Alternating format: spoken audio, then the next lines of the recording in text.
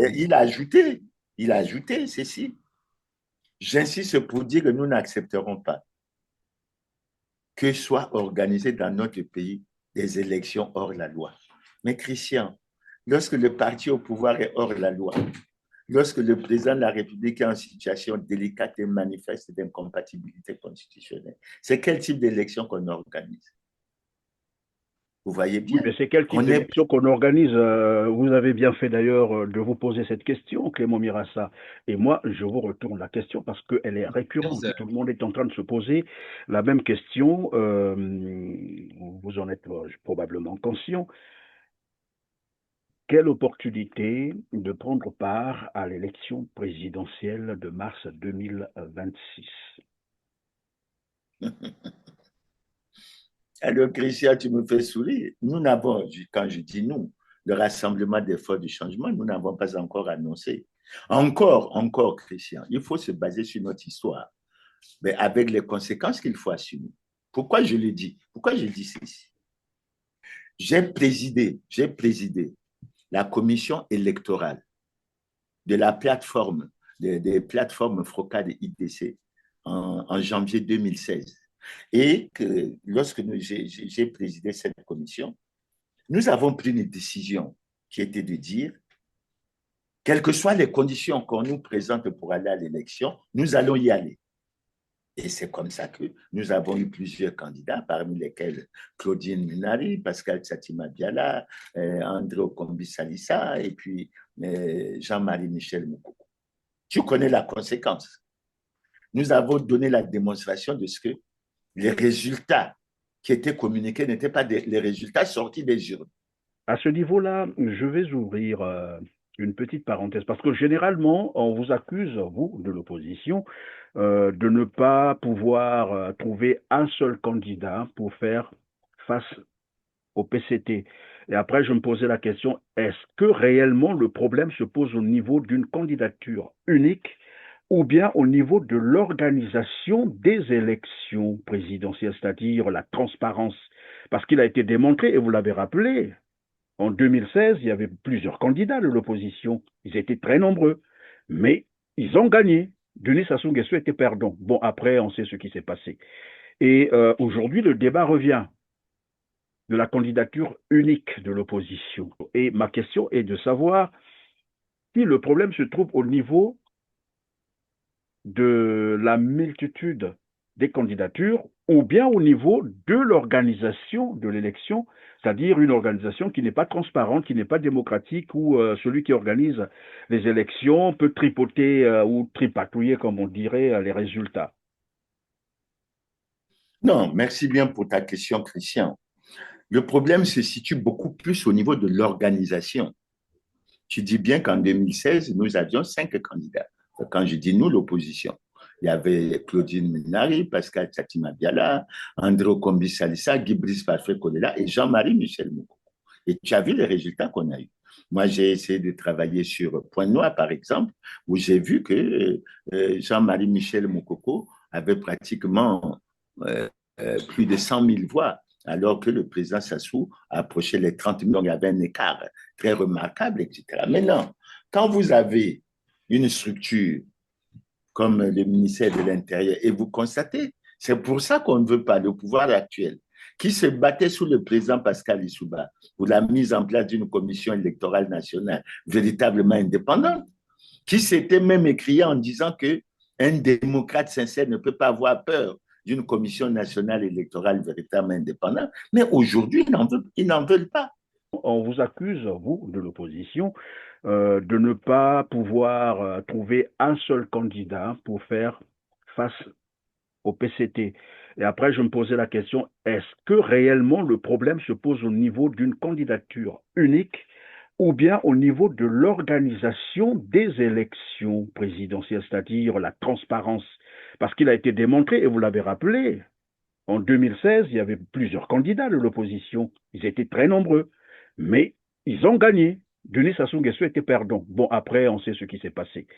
Et aujourd'hui, le débat revient de la candidature unique de l'opposition. Et ma question est de savoir si le problème se trouve au niveau de la multitude des candidatures ou bien au niveau de l'organisation de l'élection, c'est-à-dire une organisation qui n'est pas transparente, qui n'est pas démocratique, où celui qui organise les élections peut tripoter ou tripatouiller, comme on dirait, les résultats.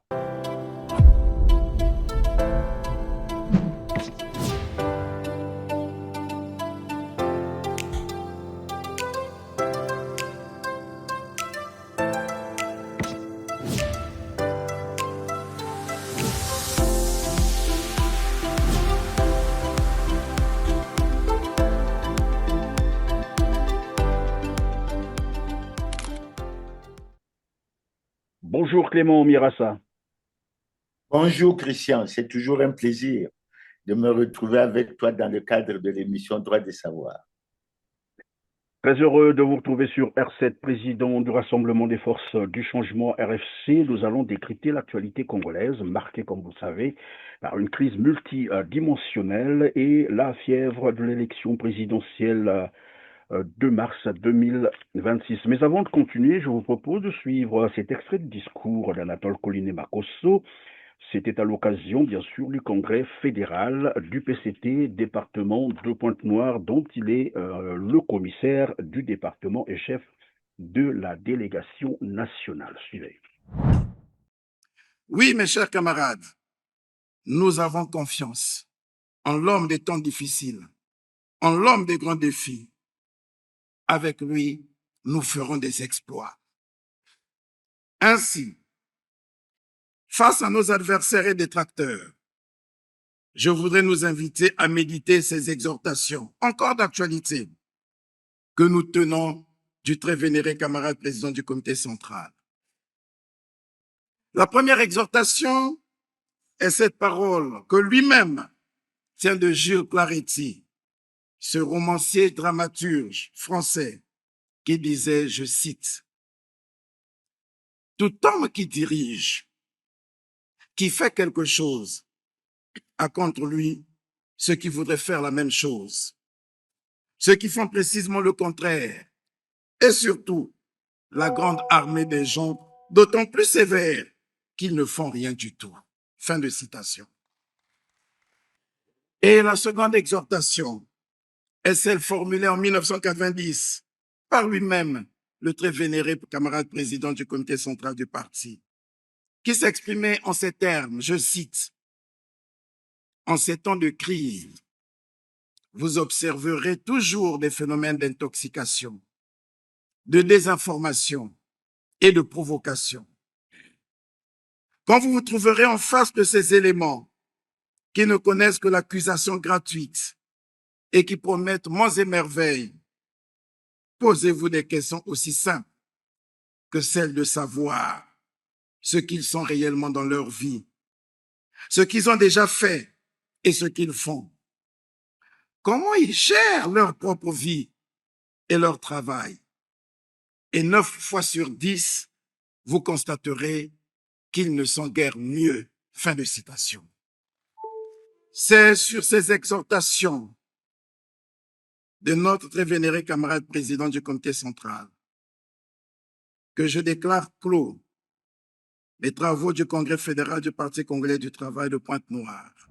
Voilà, Clément Mirassa, vous l'avez suivi dire qu'avec Sassou Nguesso, donc qui est le candidat, ça ne souffre plus de doute, du Parti congolais du travail à la prochaine élection présidentielle, celle de mars 2026, le Congo fera des exploits. Donc 42 ans après, on peut continuer à croire au miracle, bien sûr, que ferait Denis Sassou Nguesso et le PCT, comme quoi les Congolais peuvent continuer de vivre de l'espoir. C'est ce que j'ai cru comprendre.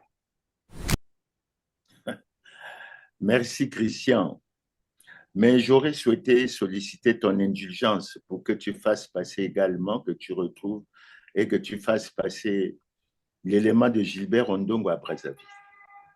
On va donc écouter également Gilbert Ondongo, dans le même contexte évidemment, la préparation du 6e congrès du Parti congolais du travail. On l'écoute.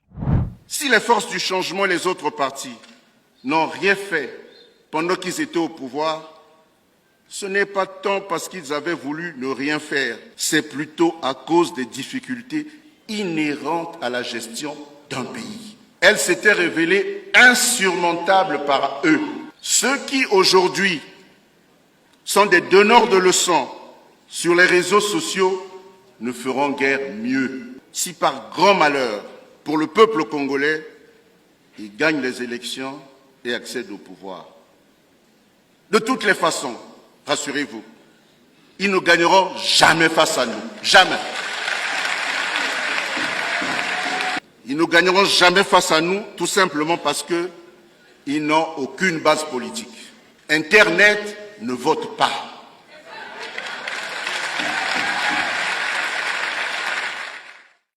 Les virulents attaquants du PCT sur les réseaux sociaux ne sont que dans la tromperie et dans la tartufferie. Charge nous incombe, à nous militants du PCT, de veiller à ce que les électeurs ne soient pas manipulés et dupés par les petits chefs politiques amateurs des réseaux sociaux. Si tout opposant au PCT pouvait s'abstenir d'être de mauvaise foi, tout Congolais devrait alors reconnaître que le PCT a beaucoup travaillé et travaille encore sans désemparer pour le peuple. Voilà, pour Gilbert Ondongo, Denis Sassou Nguesso, le PCT, le PCT a bien travaillé, s'il faut résumer ça comme ça. Denis Sassou Nguesso a bien travaillé. Christian, je suis triste quand j'entends tout ça. Je suis triste. S'agissant de Gilbert Ondongo, qui a été le délégué du bureau politique au Congrès de Brazzaville, je vais essayer d'évoquer deux éléments qui le concernent, parce que ça concerne sa gestion, du moins lorsqu'il était au ministère des Finances. Je dois dire aux Congolais que lorsque Gilbert Ondongo est passé au ministère des Finances, il faisait partie de ceux qui s'étaient vantés de ce que le Congo avait le budget le plus élevé des pays francophones hors la France. À l'époque, Christian, je dois dire aux Congolais que le budget du Congo était de l'ordre de 2814 milliards. Celui de la Côte d'Ivoire, qui était inférieur à celui du Congo, était de 2627 milliards. 15 ans, sinon 16 ans après, la Côte d'Ivoire a un budget projeté en 2026 de 17 350 milliards de francs CFA. Et le Congo a un budget projeté en 2026 de 2501 milliards, en régression de près de 11% du budget que nous avions en 2010. Ça, c'est le premier exemple que je prends. Le deuxième exemple que je prends, puisque Gilbert Ondongo a fait beaucoup de déclarations là-dessus, sur l'argent des générations futures. Et il a reconnu qu'il y avait effectivement cet argent. Beaucoup d'analystes l'estiment à 14 000 milliards de francs CFA. Nous sommes en crise.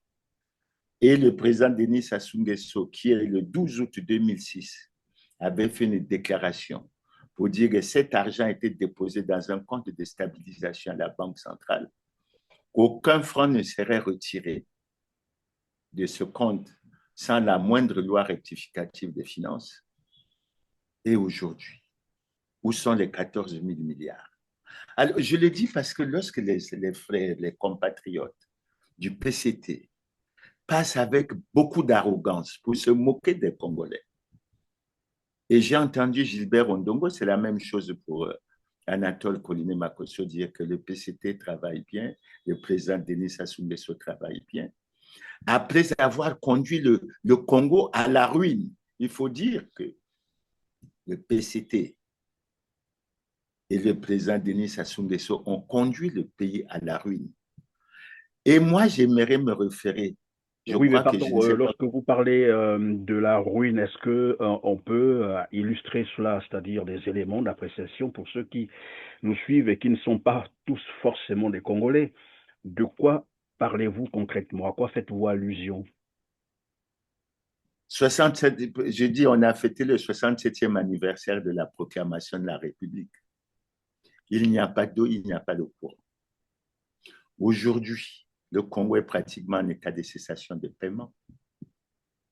Les retraités ont pratiquement 50 mois d'arriérés de pension. Les travailleurs de la mairie de Dolisie ont 97 mois d'arriérés de salaire. D'ailleurs, les enseignants de l'université Marien Ngouabi sont en grève parce qu'ils ont 4 ou 5 mois d'arriérés. Et là, pour l'université Marien Ngouabi, il y a une question qui se pose.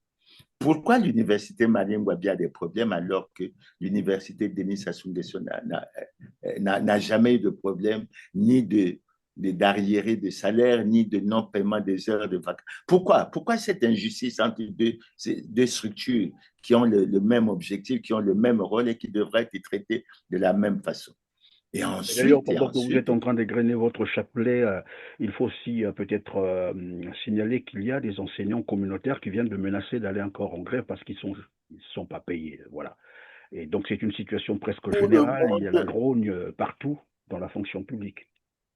tout le monde au Congo sait que le pays va mal, très mal. Et Christian, avant que je ne te laisse réagir, je reviens à ce que les amis du PCT veulent ignorer. Et je comprends leur haine à l'endroit des réseaux sociaux. Parce qu'ils avaient cru bloquer la communication en ne permettant pas aux opposants et aux Congolais de s'exprimer sur les médias d'État congolais. Mais aujourd'hui, grâce aux médias, les Congolais sont informés. Alors, peut-être que le ministre Ndongo et le Premier ministre Anatole Koliné Makosso ne suivent pas les réseaux sociaux, puisqu'ils les critiquent tellement, mais je voulais porter à leur connaissance qu'il faut qu'ils recherchent une des vidéos qui a été réalisée non pas par un Congolais, non pas par un opposant radical, non pas par quelqu'un du Rassemblement des forces du changement, mais elle a été réalisée par un panafricaniste qui s'appelle Laurent Sokoko, qui a eu le bonheur d'être avec M. Denis Christel Sassou Nguesso, président, plutôt enfant du président de la République, membre du bureau politique du Parti congolais du travail, membre du gouvernement. Et M. Sokoko a eu le bonheur d'être avec lui. Lorsqu'il a rencontré le président Dos Santos en son temps, que Dieu est l'âme du président Dos Santos, pour dire ceci au président Dos Santos: mon père ne travaille pas bien. Les Congolais ne l'aiment pas. Il ne faut pas se fier à l'image qu'il essaye de donner à l'extérieur pour essayer de mieux agir au plan intérieur. Et nous voulons absolument conserver le pouvoir. C'est pour ça que je sollicite votre appui et votre soutien pour que je renverse mon père.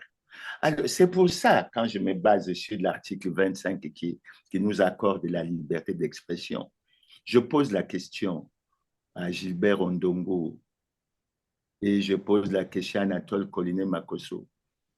Cette position n'a pas donné lieu à un débat au sein du Parti congolais du travail. Il y a certains membres du comité central qui pensent en douce que ça ne va pas, et il y en a d'autres qui ont la mission de venir se moquer des Congolais, etc. Mais j'ai un autre dernier point sur lequel je vais attirer l'attention de nos frères, de nos compatriotes du Parti congolais du travail.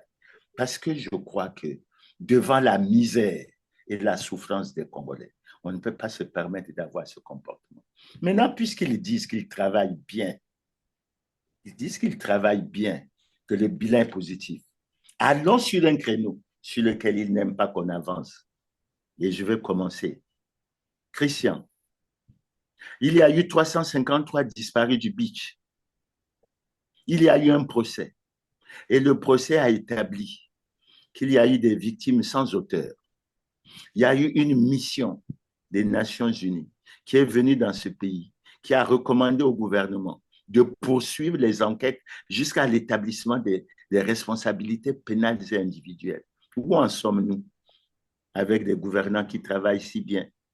Et je vais terminer sur ce créneau avant de conclure, Christian, sur un problème, parce que ça, c'est vraiment du lourd. Je dis bien que c'est du lourd. J'étais bien plus jeune lorsque le président Marien Ngouabi a été assassiné le 18 mars 1977. Nous en avons eu une version officielle nous en avons eu une vision officielle. Et je ne parle pas du président Ngouabi ici en tant que président du comité central ou du Parti congolais du travail.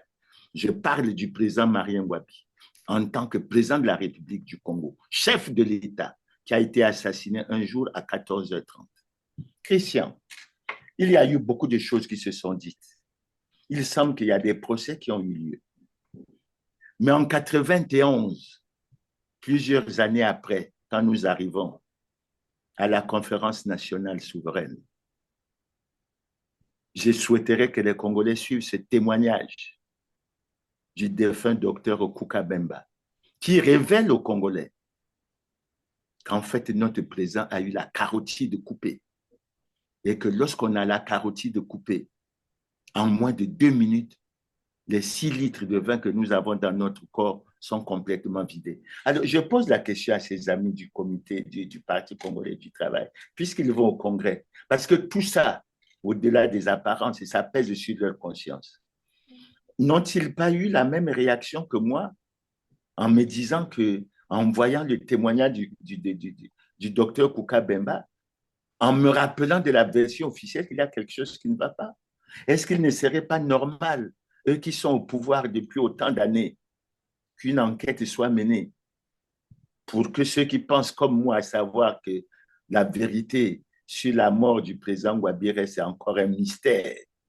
Est-ce qu'on ne devrait pas lever ce mystère? C'est pour ça que je dis, Christian, lorsqu'on vit dans un tel contexte, il faut être moins arrogant, il faut être humble, et là, je dis aux amis, c'est bien, vous voulez que le président Sassou continue, vous voulez, etc. En fait, vous voulez ne pas respecter la loi. Pour le faire, on va y arriver certainement.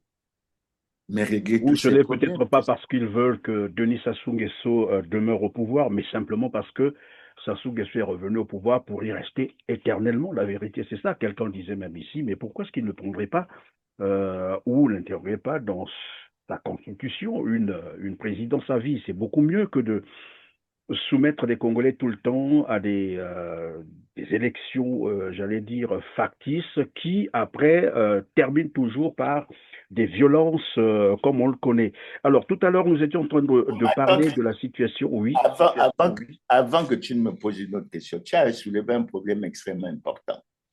Tu as dit qu'il fallait qu'on prévoie dans la Constitution une présidence à vie. Non. Il faut dire que ce qui se passe, c'est l'enterrement de la Constitution. C'est-à-dire que ce pays n'a pas besoin de loi. Parce que lorsqu'on suit tous les congrès, lorsqu'on suit toutes les réclamations, qu'est-ce qui ressort, Christian? Toutes les voix s'élèvent pour dire Denis Sassou Nguesso, président de la République, chef de l'État, président du comité central du Parti congolais du travail. Ça veut dire qu'on prend du plaisir à ce niveau de violer la loi fondamentale après qu'on l'ait changée et qu'on ne l'ait pas respectée. Il n'y a aucune constitution qu'ils peuvent respecter. Et aujourd'hui, il faut que les Congolais sachent, on se trouve dans une situation où un parti qui n'est pas en conformité avec la loi réclame qu'une haute personnalité qui elle-même n'est pas en conformité avec la loi, je parle du président Denis Sassou Nguesso, qui est en situation délicate et manifeste d'incompatibilité constitutionnelle. On la réclame pour qu'elle soit candidate à la présidence de la République. Quel crédit vous voulez à l'extérieur qu'on donne au Congo? Mais dans le même temps, il faut dire aussi que le PCT viole même ses propres textes. La preuve, c'est que là, ils sont en train d'aller vers le 6e congrès, où on devait désigner donc le successeur du président du comité central, et puis naturellement désigner un candidat. Mais tout ça, c'est déjà fait. Donc, ce qu'on est en train de nous présenter en réalité, c'est une diversion. Alors moi, je reviens sur la crise socio-économique, parce que c'est ça qui est très important pour nous, et pour comprendre la nature, bien sûr, j'allais dire, les responsables de ce parti, le Parti congolais du travail. Vous l'avez déjà amorcé, vous avez dit qu'il n'y a pas d'eau potable, ça tout le monde le sait, pas d'électricité stable, et donc on ne peut même pas parler d'industrialisation. Nous savons que aujourd'hui, il n'y a pas assez de ressources financières pour garantir les services sociaux de base. Ce n'est pas moi qui le dis, c'est Anatole Koliné-Makosso lui-même qui le déclarait devant le Sénat. Oui. Les retards dans le paiement de divers traitements ont commencé à se faire sentir à partir du second trimestre de cette année. Ces retards concernent en effet les pensions des retraités, les salaires des agents de l'État, des collectivités locales, des émoluments des parlementaires, les bourses des étudiants et les indemnités des sinistrés du 4 mars 2012.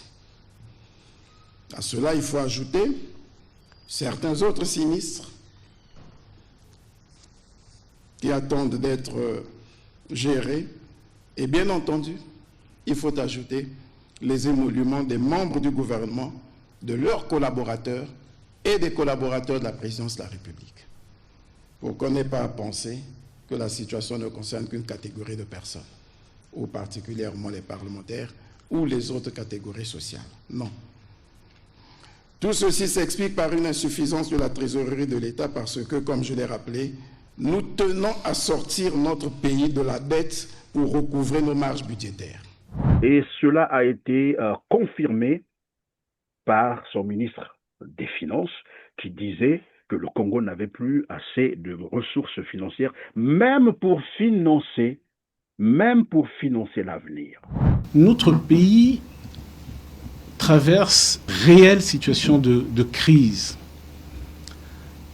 Payer des salaires tous les mois relève d'une véritable acrobatie. C'est un vrai casse-tête.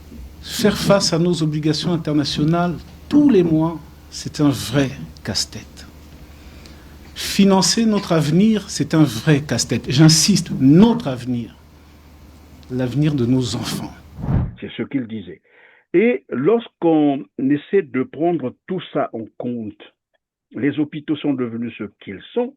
L'éducation, pareil, tout à l'heure, je vous ai dit que même les enseignants communautaires vont aller en grève. D'ailleurs, avant de continuer, je vous propose un extrait de leur déclaration et on revient sur le plateau. Suivez.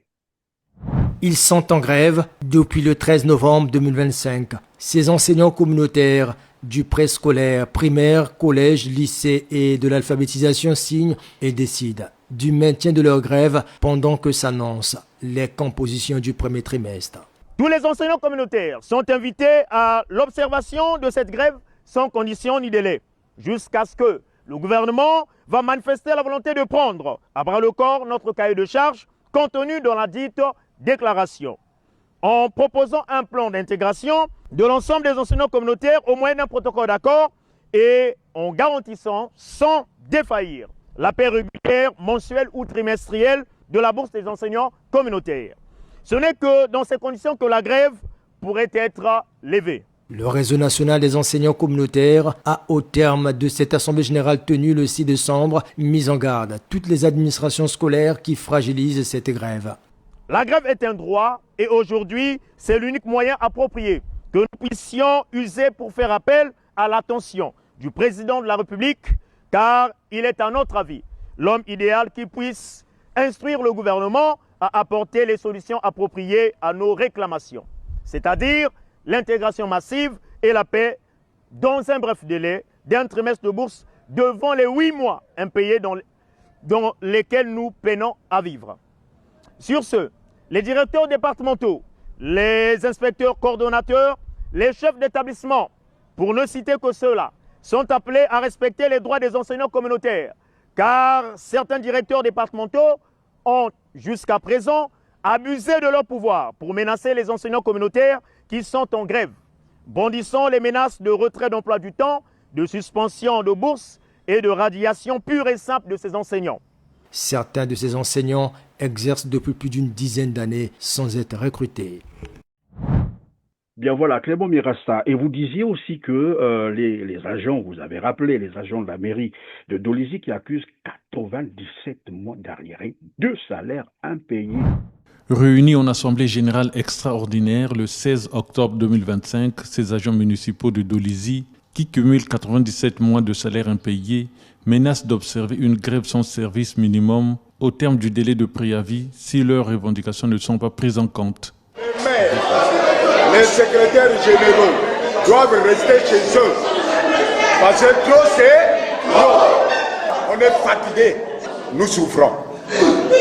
Nous souffrons. Moi, je vous le dis. Moi, j'ai au moins 10 gosses, mais mes enfants sont à la maison.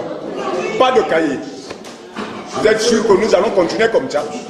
Les fonctionnaires retraités sont à plus de 50 mois de pension impayée. La bourse n'est plus payée. Alors, voilà un cocktail comme celui-là. Et curieusement, les membres, les partisans du PCT, notamment les responsables de ce parti, pensent que tout va bien et que Denis Sassou Nguesso a bien travaillé. Ma question, c'est de savoir, est-ce que ces gens vivent-ils au Congo? Sont-ils avec des Congolais? Ou peut-être qu'il y aurait un problème, parce que là aussi, bon, ça n'engage que moi. Est-ce que ces gens ne souffriraient pas de troubles dissociatifs, d'identité? Parce que apparemment, ils ont une double personnalité. Ils souffrent de ce trouble parce que tous les Congolais sont d'accord de dire que plus rien ne marche. Même eux-mêmes le déclarent. Mais lors de leur congrès, lorsqu'ils se retrouvent au PCT, ils oublient tout.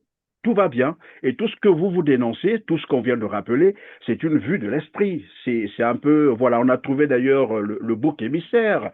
Aujourd'hui, on parle des réseaux sociaux. Ça, c'est des réseaux sociaux. Il ne faut pas les écouter. Ça se passe dans les réseaux sociaux. C'est du mensonge, c'est des fake news. Alors que c'est eux qui le déclarent. Lorsqu'ils sont interviewés, nous avons encore toutes ces vidéos de leurs déclarations. Qu'est-ce qui peut expliquer qu'aujourd'hui, finalement, qu'ils nient tout ce qu'ils ont dit eux-mêmes pour dire désormais que tout va bien? Qu'est-ce qui a changé concrètement? Christian, je crois que pour bien comprendre ce qui se passe dans notre pays, oui, il faut essayer de jeter un coup d'œil sur ce qui se passe en Afrique. Et nous suivons ces derniers temps qu'il y a beaucoup d'élections. Vous avez suivi ce qui s'est passé en Guinée-Bissau. Ce qui s'est passé en Guinée-Bissau, si on le dit schématiquement, c'est quoi? Il y a eu une élection. Il y a un opposant qui a gagné l'élection. Vous savez bien ce qui s'est passé. Pour une première fois dans l'histoire, on a réalisé un coup d'État et c'est le chef d'État qui est victime du coup d'État qui a appelé les journalistes pour informer qu'il y avait un coup d'État. Vous voyez bien. En fait, le problème, c'est quoi? Empêcher à l'opposition de venir au pouvoir. Parce que le problème, c'est quoi, Christian? C'est la peur de rendre compte. C'est la peur de rendre compte. Parce que quand vous prenez, par exemple, le message du chef de l'État, le dernier qu'il a fait, mais beaucoup de gens s'attendaient à ce qu'il fasse le bilan de son mandat de 2021, du 16 avril 2021 au 16 avril 2026. Oui, surtout que c'est la dernière année de son mandat, en fait. Surtout que c'est la dernière. Pourquoi il ne l'a pas fait? Il nous a parlé de la paix, il a parlé de beaucoup de choses. Après, il a essayé, mais il a vu quoi? Mais il a vu que les sages de l'Alekwala ont réagi pour dire que les promesses sont faites. Et ça a mis les gens en difficulté. Pourquoi? Mais parce que souvent, ils énoncent qu'ils font ce qu'ils disent et ils disent ce qu'ils font. Malheureusement, là, les sages de l'Alekwala et les autres dans les autres pays et dans les autres départements auraient pu faire la même chose, mais ils ont choisi de se taire. Christian, moi, quand je suis tous ces discours, je ne veux pas être arrogant, mais quand je suis tous ces discours, de par ma formation de statisticien, en considérant que les statistiques, c'est des précieux états, des précieux outils d'aide à la décision, je me dis, nos gouvernants ont des problèmes avec les statistiques. Je te prends 2 ou 3 statistiques. Je te prends la première statistique. Notre programme de société qui s'exécute, c'est ensemble poursuivons le développement. Ensemble poursuivons la marche vers le développement. Mais notre indice de perception de la corruption est de 23 sur 100. 23 sur 100. Et quand nous étions sur les bancs de l'école, on dirait, mais je suis très, très en deçà de la moyenne, puisque la moyenne peut être considérée au niveau de 50%, mais 23 sur 100. Ça veut dire quoi? Et quand vous observez ce qui se passe, qu'est-ce qui se passe? Mais c'est la protection des responsables des scandaleux crimes économiques et financiers. Ils ont réussi. Les 14 000 milliards sont passés où? Ils ont réussi. Les malversations financières au fonds de soutien à l'agriculture sont où? Ils ont réussi. Mais oui, ils ont réussi. Puisque les Panama Papers nous ont révélé que parmi eux, il y en a qui ont des fortunes de 2 000 milliards de francs CFA. et que cet argent est déposé dans les paradis fiscaux. C'est-à-dire qu'il contribue à développer d'autres pays que notre propre pays. Ça, c'est le premier indicateur que je prends. J'en prends un deuxième. C'est pour ça que je dis qu'il faut qu'au niveau de la formation, dans notre système scolaire, qu'on accorde une attention toute particulière à l'aspect de la statistique pour l'information et pour les outils d'aide à la décision. Et puis, l'autre aspect, ben, écoutez, c'est la corruption, il faut qu'on en parle. Maintenant, l'autre indicateur sur lequel je voulais revenir, mais c'est l'indice de démocratie. Notre indice de démocratie depuis 2021 est de 2,79 sur 10. Nous sommes classés parmi les pays à régime autoritaire, c'est-à-dire une dictature. Et je fais une citation, puisque Colline Makosso a beaucoup parlé, j'ai vu après moi, je prends ce qu'il a déclaré lors de la clôture de la concertation, j'ai le papier sous les, lors de la clôture de la concertation politique de Wando. Il a dit ceci, s'adressant à ces partis qui ne sont, dit-on, pas conformes à la loi. Il dit ceci: j'invite ceux qui n'ont pas été retenus à cette concertation de se conformer désormais aux dispositions de la loi, car la démocratie, c'est d'abord et avant tout le respect de la loi, toute la loi, rien que la loi. Et qu'est-ce que je constate? Le Parti congolais du travail n'est pas en conformité avec la loi. Le président de la République n'est pas en conformité avec la loi. Nous sommes une république bananière, il faut le dire. Mais il faut que les amis du PCT s'invitent eux-mêmes et invitent le président de la République à se conformer à la loi. Et en ça, je t'ajoute, Christian, c'est le président Denis Sassou Nguesso qui, au cours d'un meeting en 1992, avait déclaré: cependant, est vrai le fait que nous n'accepterons pas que la Constitution soit violée. Lorsque la Constitution est violée, les démocrates ne doivent pas l'accepter. Voilà, avant de continuer, pardon, Clément Mirassa, pour ceux qui nous suivent, parce que, évidemment, comme je l'ai dit tout à l'heure, tous ne sont pas forcément les Congolais. On va proposer cet extrait pour nos téléspectateurs qui nous suivent à travers le monde et on revient, voilà, pour continuer notre échange suivait. J'insiste pour dire que lorsque la Constitution est violée, les démocrates ne doivent pas l'accepter. Et nous prenons l'opinion internationale à témoin. Jamais, jamais nous n'accepterons que soient organisées des élections hors la loi.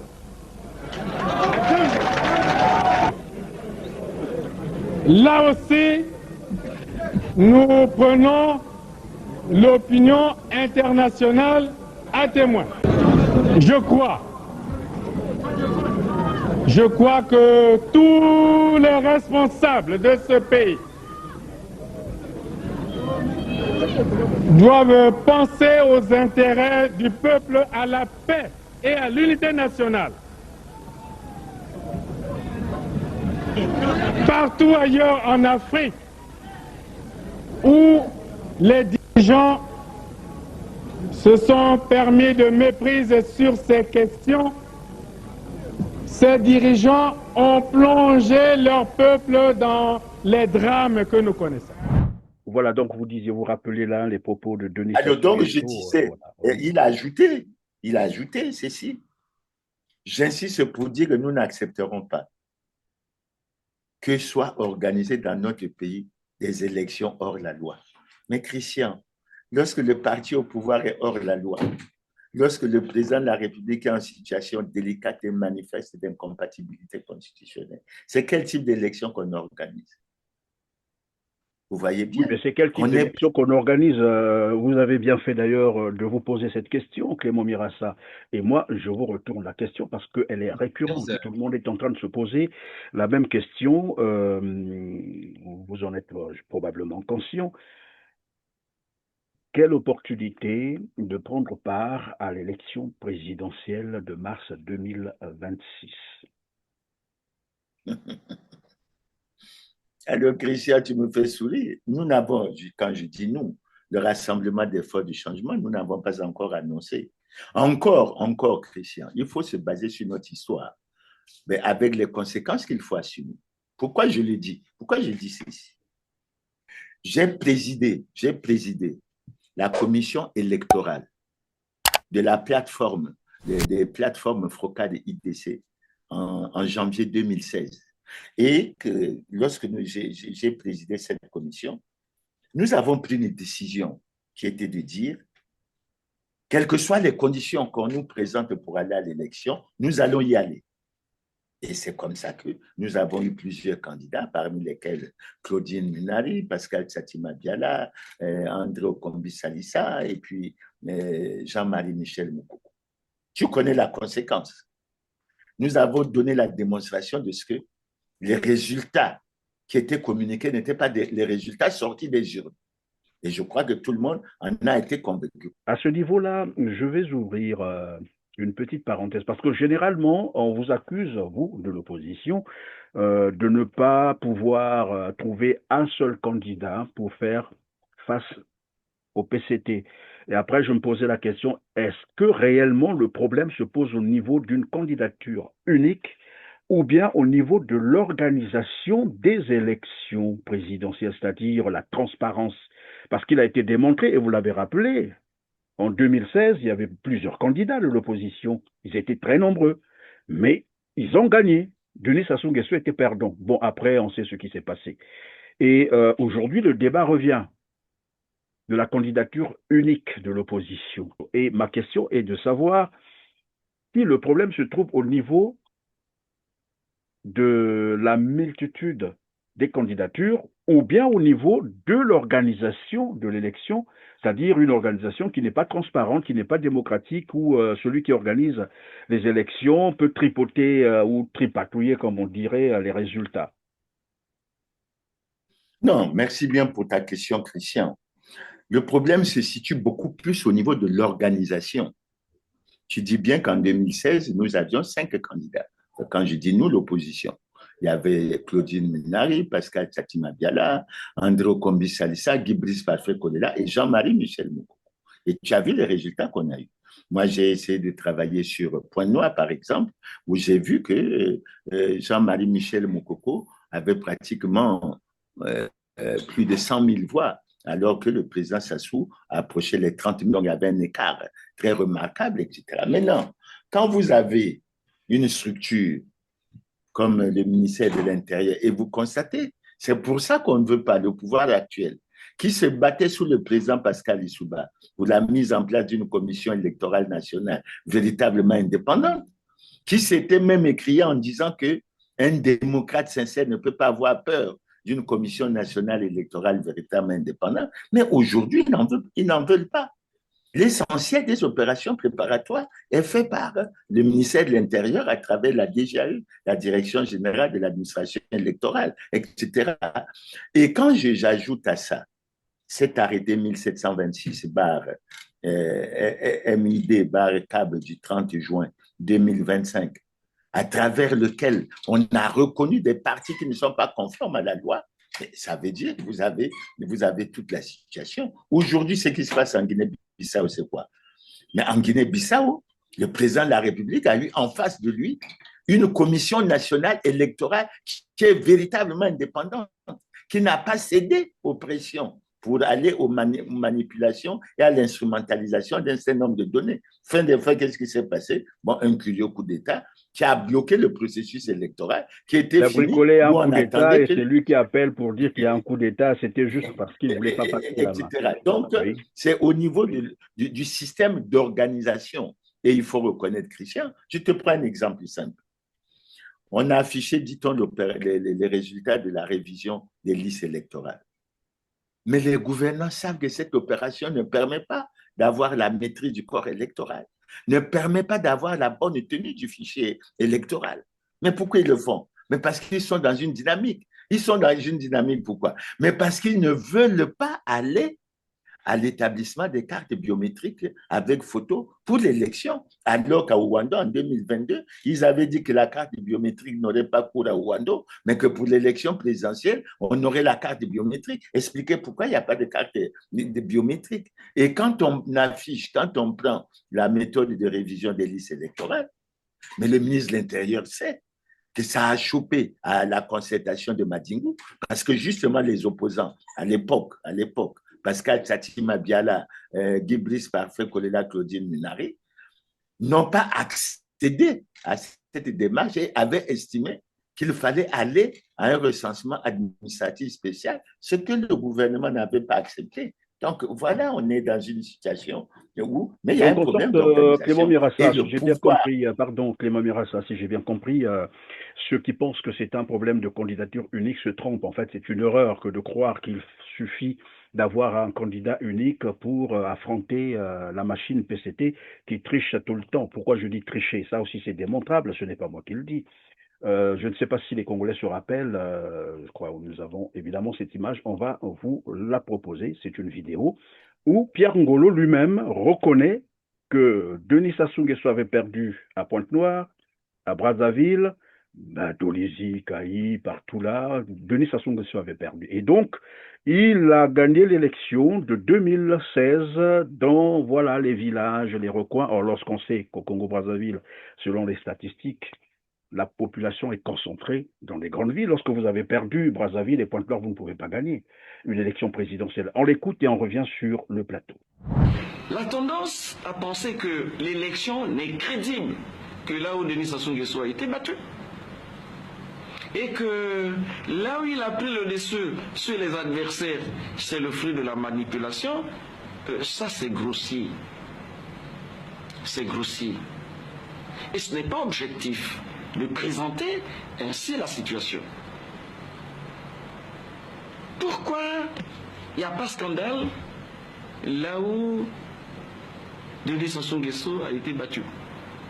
Pourquoi ce n'est pas un scandale? Il a été battu à Pointe-Noire. Il a été battu dans certaines localités du Poul, du Niari, de la Lekono, de la Bouinza. Et comme il a été battu dans certaines circonscriptions de Brazzaville, là où il est battu, le résultat est objectif. Là où il a battu les autres, eh bien c'est de la manipulation. Et malheureusement, au niveau des médias internationaux, le penchant est celui-là. Voilà, alors, donc, on comprend bien que cette élection, les résultats avaient été traficotés. Voilà.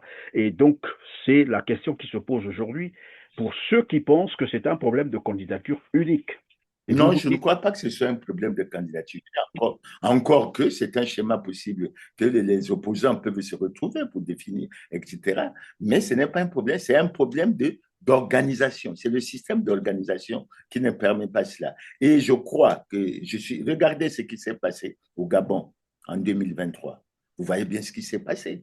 Lorsque la commission d'organisation des élections venait annoncer les résultats et que le président Oligui Nguema a fait le coup d'État, qu'est-ce qu'on a dit? C'est le professeur Ondo Ossa qui avait gagné l'élection. Mais d'après les chiffres qui devaient être publiés par la commission, le président Ali Bongo devait avoir près de 64%.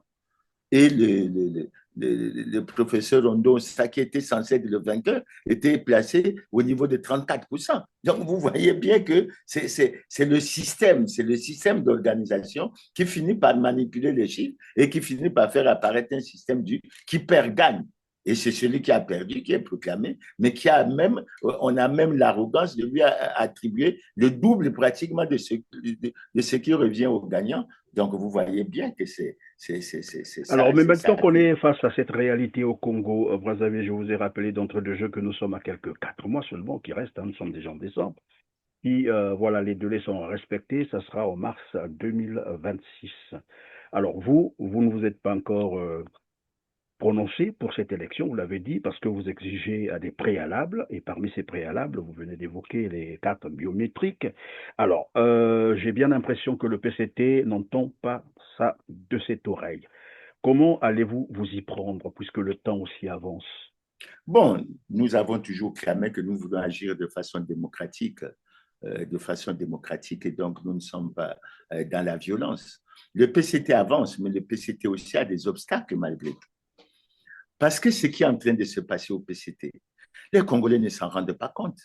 Mais le président Denis Sassou Nguesso est placé devant un dilemme, Christian. Il est placé devant un dilemme pour nous autres qui voulons agir de façon démocratique, etc. Le dilemme, c'est lequel? Mais le président Sassou a prêté devant la nation et le peuple congolais un serment à travers lequel il a pris l'engagement de respecter et de faire respecter la Constitution. Ça veut dire quoi? Ça veut dire que lorsque le Parti congolais du travail clame que le président Denis Sassou Nguesso est président du comité central du Parti congolais du travail, et ils vont à leur congrès pour le reconduire, mais ils induisent le président Denis Sassou Nguesso, qui lui-même n'est déjà pas en conformité avec la loi, dans une voie extrêmement dangereuse. J'ai bien envie, pardon, Clément Mirassa, de vous poser cette question. Qui induit l'autre en erreur? Le PCT qui induit Denis Sassou Nguesso en erreur, ou c'est Sassou Nguesso qui induit le PCT en erreur? C'est un ensemble. La réalité est que le PCT, c'est Sassou Nguesso. C'est un binôme. Le problème est que, comme Ngolo l'a dit, dans une déclaration, ils ne peuvent pas prendre le risque de perdre le pouvoir. Pourquoi? Mais ils savent pourquoi. Comment aller sans courir le risque de perdre l'initiative? Nous ne pouvons pas nous donner le loisir de perdre l'initiative en 2021. On ne peut pas. Parce que nous savons, pour nombre ici, nous savons ce que c'est que la perte du pouvoir. Quand on l'a perdu, on sait comment on a vécu. Parce qu'ils savent que dans une démocratie, il faut rendre compte. Et les dossiers sur lesquels vous marchez, etc., tout ça, ils ont peur du changement. Parce que le mot changement fait peur. Pourquoi? Parce que si ce changement arrive, nécessairement, si on va sur la restauration de la démocratie, regardez ce qui se passe au Sénégal. Il y a un débat. Je ne veux pas prendre position sur ce débat. Le débat de la dette est caché au Sénégal, etc. Mais ça a surgi pourquoi? Parce que le président Macky Sall n'est plus là. Si le président Macky Sall avait continué à être là, on n'aurait pas eu ces débats, on n'aurait pas eu ces informations. Vrai ou faux, on ne sait pas où ça avance. Et au Congo, avec les quelques exemples que je vous ai donnés, Mais Christian, je reviens sur quelque chose. Lorsqu'on parle d'un complot international qui vise à l'assassinat du président du Congo, pourquoi le PCT est tranquille là-dessus? Et pourquoi les autres Congolais, je pense notamment à Jean-Marie Michel Moukoko, tu as suivi tout ce qui s'est passé. Mais pourquoi veut-on oublier l'article 15 qui dit que tous les citoyens congolais sont égaux devant la loi et ont droit à la protection de l'État et que nul ne devrait pouvoir être ni favorisé ni avantagé par rapport à son origine et familiale, ethnique, par rapport à sa condition sociale, par rapport à ses convictions politiques et religieuses. C'est tout ça qu'il faut avoir. Oui, mais est-ce qu'on peut comprendre donc, par là, aujourd'hui, que les gens puissent paraître... Oui, pardon. Est-ce qu'on peut comprendre par là que finalement, le PCT est resté dans la logique du pouvoir au bout du fusil? Mais c'est ça ce que nous constatons. Mais Christian, on n'en parle pas parce que nous voulons tous de la paix. On n'en parle pas parce qu'on a intervenu auprès des amis du PCT. On a envoyé des lettres au président de la République. Les voix s'élèvent pour dire qu'il faut qu'on se retrouve, qu'on aille à la réconciliation. La Constitution a prévu les articles 227 et 228 qui instituent un Conseil national de dialogue, organe de réconciliation, d'apaisement et de recherche. Pourquoi ça ne se réunit pas alors que nous avons une situation tendue qui mérite que l'on s'asseye pour avancer? Voilà tout la situation. Et assez souvent, on me dit ceci. Ah, on ne peut pas organiser le dialogue parce que vous allez encore venir pour injurier les responsables. Non, la conférence nationale n'a pas eu que des injures. La conférence nationale n'a pas eu que des injures. Et moi, j'ai été un acteur actif au niveau de la conférence nationale, mais il y a un certain nombre d'actes extrêmement importants. Mais d'ailleurs, l'entrée au multipartisme, c'est quand même un acte extrêmement important pour notre, même si aujourd'hui, nous connaissons une situation extrêmement difficile, etc. Donc, à mon avis, il y a toute une situation et effectivement, on se rend compte que le PCT dans son ensemble est dans une démarche qui consiste à dire c'est la conservation coûte que coûte. Mais d'ailleurs, des dignitaires du PCT s'étaient adressés à Olombo en disant, tant que nous n'avons pas fini de développer le pays, nous ne quitterons pas. Ça veut dire que c'est eux qui pensent que même l'élection... Ben voilà, donc la la logique, elle est finalement comprise de tout le monde. Hein. Mais puisqu'ils veulent demeurer au pouvoir et qu'ils sont conscients et ils se disent que finalement, le pouvoir, c'est au bout du fusil. Lorsque vous avez rappelé les injures, évidemment, longtemps, Denis Sassou Nguesso est revenu là-dessus, souvent dans tous ses discours. D'ailleurs, pour lui, je l'ai même entendu dire il y a quelques années qu'un événement extraordinaire du genre conférence nationale ne pourrait plus jamais se produire au Congo parce qu'il a gardé dent à cette conférence nationale où où le PCT pense qu'il y avait des injures. Mais s'il y avait des injures, il y a la loi, il y a la justice. Pourquoi n'ont-ils pas traduit ceux qui les ont injurés en justice? C'est juste une question. De toute façon, il n'y a pas un seul Congolais qui soit encore naïf sur la logique du Parti congolais du travail. C'est le pouvoir au bout du fusil. Est-ce qu'on peut penser que c'est ce qui les rend arrogants, méprisants, j'allais dire insensibles à la souffrance des Congolais parce que se disent-ils, de toute façon, ils sont hyper armés, personne ne pourra donc leur arracher le pouvoir. Tant pis pour ceux qui pensent à la démocratie, aux élections, parce que les discours qu'on vient d'entendre tout à l'heure, là, totalement déconnectés de la réalité que vivent les Congolais, alors qu'ils vivent au Congo, ces discours interrogent tout de même. Et nous sommes là en train d'aller vers une nouvelle échéance électorale présidentielle, là où généralement les politiciens tempèrent, deviennent un peu beaucoup plus conciliants, mais là on note de plus en plus une arrogance incroyable, j'allais dire pathologique. Est-ce parce qu'ils se disent qu'ils sont, ils sont immunisés, ils sont hyper armés que personne ne peut les bousculer? Christian, il faut se référer à notre histoire, l'histoire de notre pays. Quand vous prenez notre petite histoire récente, au sortir de la conférence nationale souveraine, Lissouba a été démocratiquement élu en 1992. Et je tiens à rappeler, notamment aux amis du PCT, qu'à cette élection, le président Denis Sassou Nguesso était arrivé après le président Pascal Lissouba et Bernard Kolela du MCDD, qui étaient au deuxième tour.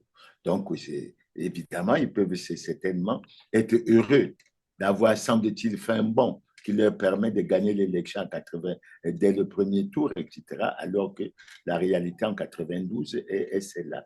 Et que l'on a vu les résultats. Les résultats du PCT sont catastrophiques, ils sont médiocres, ils sont connus de tout le monde. Même si on prend les indicateurs chiffrés, les indicateurs économiques, financiers et autres. Maintenant, Christian, je ne vais pas être long pour t'apporter la réponse à cette question. Un choix a été fait pour le droit de la force sur la force du droit.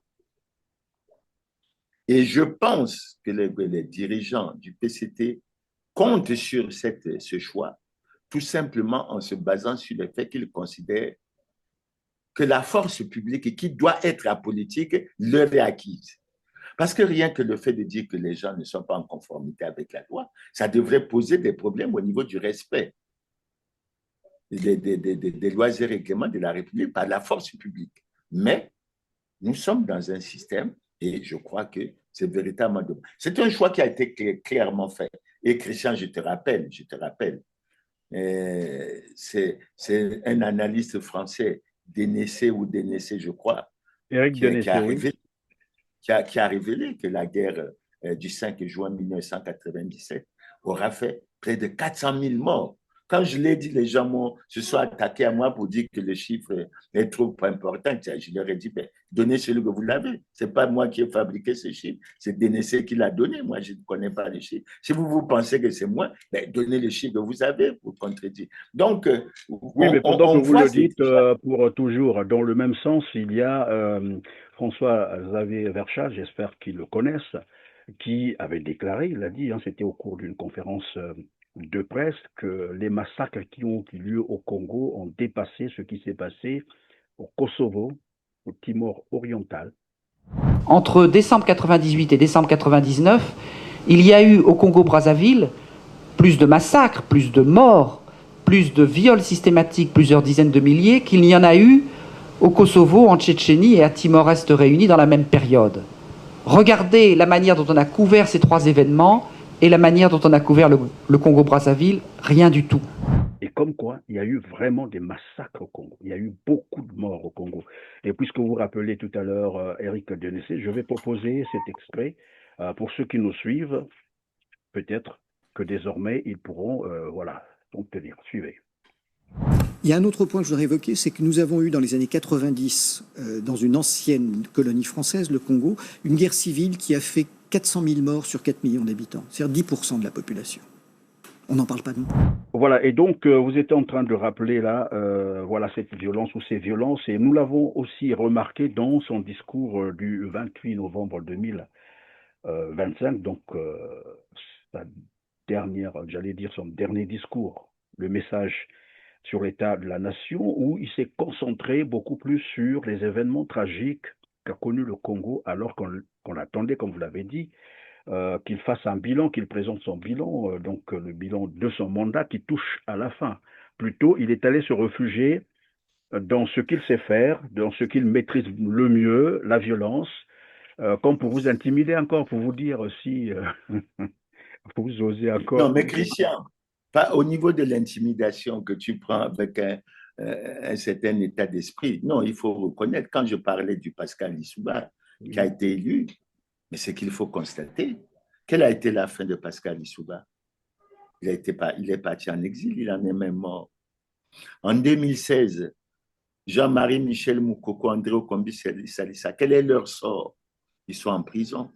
En 2021, quel est le sort de Guy-Brice Parfait Kolela? Je n'accuse personne, mais Guy-Brice Parfait Kolela est mort. Mais quand on regarde un peu tout ça, ça mérite une analyse extrêmement sérieuse. Et on devrait se poser un certain nombre de questions. Qu'est-ce qu'il en soit? Je crois qu'ils ont fait un choix.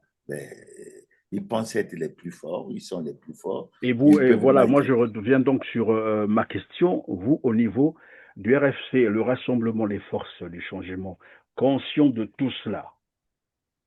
Parce que je vous pose cette question avec insistance, c'est une question qui revient tout le temps. Les Congolais nous appellent. Oui, nous travaillons. On ne comprend rien avec le RFC. Qu'est-ce qui se passe? Comment les rassurer? Comment les rassurer? À la population, comment les rassurer? Oui, la population qui veut savoir ce que le Rassemblement des Forces du Changement est en train de préparer ou de faire, comment il s'y prend. Nous sommes en train de travailler. Au lieu qu'ils posent des questions aux médias, qu'ils te posent des questions, mais s'ils ont des propositions, qu'ils nous les formulent. Parce que ce que nous voulons, c'est juste une complicité entre la base et nous. Peut-être qu'ils trouvent que notre rythme est lent, etc., et qu'ils souhaitent une accélération, mais nous souhaitons avoir leurs propositions. Et je crois que nous avons toutes les coordonnées qu'on va mettre à la disposition. D'ailleurs, j'en profite pour donner les coordonnées du site du RFC, c'est www.rfc-congo.org. Voilà déjà quelque chose que les gens peuvent mémoriser et qui devrait nous permettre d'avancer. Nous travaillons, nous avançons, nous essayons, nous faisons même l'effort, au-delà des aspects stratégiques, bien sûr. Nous faisons même l'effort de communiquer assez régulièrement parce que nous avons une réunion hebdomadaire et nous essayons, mais évidemment, qu'ils ne nous attendent pas pour que nous donnons des informations stratégiques au cours de ces réunions. Ce ne serait pas possible. Mais à contrario, s'ils ont des propositions, qu'ils nous les fassent et que nous serons très heureux de les recevoir et de les accueillir. Est-ce qu'on peut penser à un scénario où vous faites, par exemple, acte de candidature pour l'élection présidentielle prochaine, mars 2026, en attendant, bien sûr, observer, voir si les conditions que vous exigez, c'est-à-dire les préalables que vous exigez, soient pris en compte. Sinon, après, vous vous retirez, pourquoi pas? Non, mais Que dans vous tous les surprendre cas, à la dernière minute, c'est-à-dire on vous dit, bon, ok, on va voilà, répondre à toutes vos préoccupations, à ces préalables, mais après, vous n'êtes pas présenté, comment ça va se passer? nous allons cerner tout ça. Nous avions, ben, je t'avoue honnêtement, personnellement, j'avais pensé que lors du message sur l'état de la nation, qu'un certain nombre de choses devaient être dites sur l'élection, ne serait-ce qu'en matière de préparation, etc. J'ai dit tantôt, et ça c'est mon analyse personnelle, j'ai dit tantôt que le président s'assoit devant un dilemme malgré tout. Malgré tout, malgré le choix fait par le Parti congolais du travail de privilégier le droit de la force sur la force du droit, malgré tout, ils mettent le président Sassou devant un dilemme parce qu'il a prêté le serment de respecter et de faire respecter la Constitution. Et je crois que tout ça va se décanter bientôt. Le congrès a lieu à la fin du mois de décembre, etc. Je rappelle, Christian, que Jean-Marie Michel Moukoko, que j'ai soutenu, avait fait acte de candidature le 16 février pour une élection qui avait lieu le 21 février. Donc, regardons l'évolution, essayons de travailler, de faire avancer un certain nombre de choses et puis on va voir comment ça va. Alors, j'en profite pour dire, Christian, ça m'a fait sourire parce que, bon, les gens ils ne connaissent peut-être parce que quand c'est la politique, on devient ennemi. Pascal Tchati Mabiala, c'est un ami. Il a fait les choix politiques qu'il a fait. C'est chacun de nous a le choix. C'est comme je dis, Florent Tiba, c'est mon parent. Je ne peux pas nier le parent, mais au plan politique, nous ne partageons pas les. Alors, curieusement, Pascal Tchati Mabiala m'a fait l'amitié, je considère que c'était une amitié, de m'inviter au congrès, à l'ouverture du congrès de l'UPADES. J'y suis allé. Oh, okay. Qu'est-ce que je n'ai pas reçu comme réaction? J'ai reçu les réactions les plus diverses. Les gens m'ont dit, comment tu peux te permettre? Alors, moi, j'essaie de les tranquilliser. Je vais leur dire ceci. Au-delà des relations d'amitié que j'ai avec Pascal Tchati Mabiala, il y a des documents officiels qui font de Tchati Mabiala le chef, dit-on, de l'opposition congolaise. Bon, je n'y suis pas. Je suis au RFC, je ne suis pas à l'OPC, etc. Et j'ai cru comprendre qu'à l'OPC, la plupart des gens qui y sont, qu'ils soient conformes à la loi ou pas, ils sont reconnus par le ministère de l'Intérieur. C'est une donnée aussi. Alors, je leur donne ma réaction. Quand Tchati Mabiala m'a invité, je dis, tiens, mais puisque dans leur cercle là-bas, au pouvoir, tout ça, ils disent que Clément Mirassa n'est pas en conformité avec la loi, mais voilà qu'un responsable, même si c'est un ami, mais un responsable d'une institution qu'ils appellent OPC m'envoie une invitation, mais ça veut dire qu'il considère que je suis conforme à la loi, ce que moi-même j'ai toujours considéré comme étant la réalité. Et je dis, je vais y aller comme ça, et l'opinion nationale et l'opinion internationale. Maintenant, les gens disent, oui, il va. Non, je leur ai dit, il ne faut pas réagir avec émotion. Il ne faut pas réagir avec émotion. On ne fait pas la politique avec émotion. Non, non, non, on ne fait pas la politique avec de l'émotion. J'y étais. Et Pascal, c'est un ami, on s'est très bien salué. Il a fait son message. J'ai retenu le fond du message qu'il a fait passer et j'ai été heureux d'avoir vécu en direct moi-même ce message. Et je crois que moi-même, j'ai compris un certain nombre. Donc, il n'y a aucun problème, etc. Et en d'autres occasions, si je me retrouve avec Tchati Mabiala, on discute. Mais ça ne veut pas dire que Tchati Mabiala me fera changer mes opinions, mes idées sur ce que je pense de fondamental. Et je crois que j'ai déjà dit un certain nombre de choses. Bon, Tchati Mabiala également. À sa ligne, ce n'est pas à moi d'aller changer, etc. S'il veut changer, c'est l'UPADES qui agira là-dessus. Ce n'est pas moi. Donc, voilà un peu. Merci Clément Mirassa d'avoir été avec nous. Pardon, vous avez encore quelque chose à dire? Sinon, non, je suis très heureux de cette opportunité qui m'a été offerte par R7 de m'exprimer. Et je dis que... Non déplaise à vos détracteurs qui pensent que les réseaux sociaux, c'est les fake news.